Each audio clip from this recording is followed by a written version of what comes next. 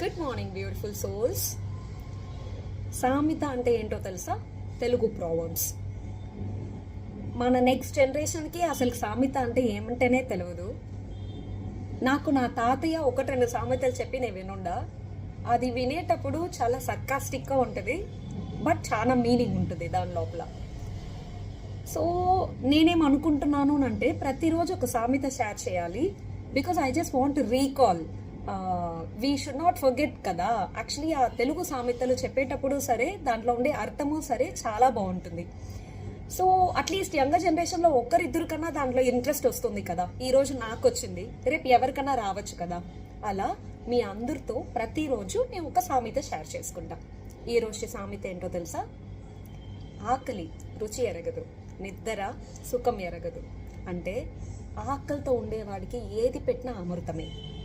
బాగా నిద్ర కావాలని అనుకునేవాడికి కంఫర్ట్ ఎదురు చూడ్డు, ఏ చోటు దొరికినా నిద్రపోతాడు. అదే దానికి అర్థం. శివాయ నమః. రేపు ఇంకొక సామెతతో మిమ్మల్ని కలుస్తా.